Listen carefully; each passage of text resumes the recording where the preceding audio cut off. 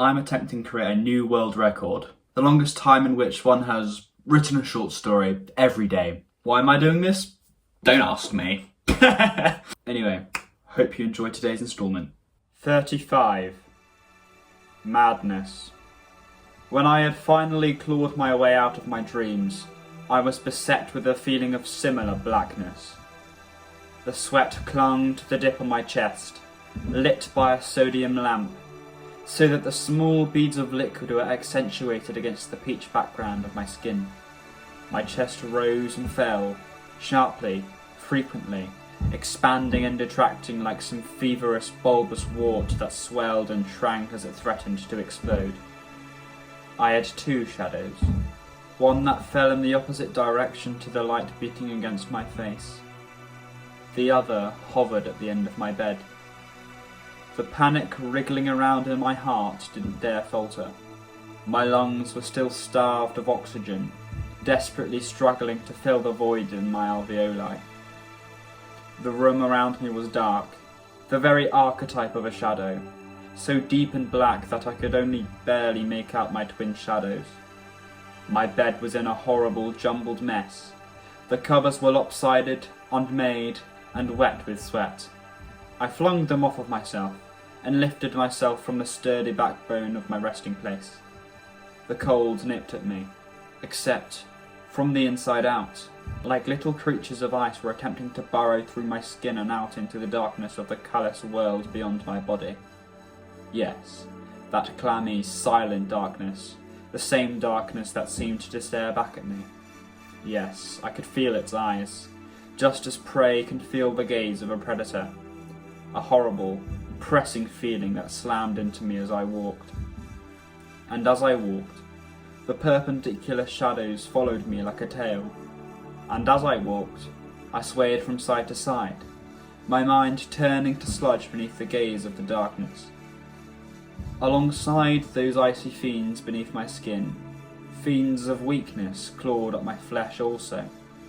Staggered by their influence, I shook as I swayed. I could not escape it. Every thought, every sensation, it all started or ended with me.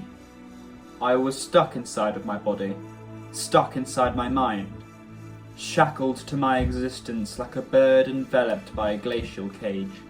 I gritted my teeth, raising my hand to my face, needing my eyes, attached to my brain via my optical nerve, attempting to still the obdurate torrent of worry and fear that chuckled and howled within the confines of my heart. It was sickening to my ears, deafening to my gut. I could not seem to eradicate myself from my mind, no matter how much I yearned for it, no matter how much it hurt to exist within my skull. There was not a single moment's solace for me beneath the pressing gaze of the darkness. Not a single moment's solace for me when locked up with my brain in the battleground that was sleep. In every moment, waking and sleeping, I spent that time trapped in a vicious cycle of pain.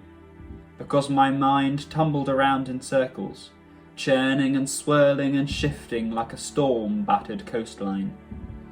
Words cannot express how I feel. Years spent in a constant tussle with my own mind. No. I don't think you get it.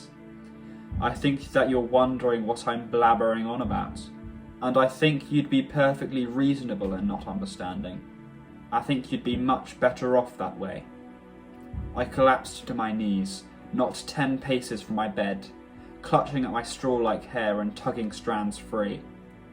And when I looked up, I sat face to face with the face of the darkness.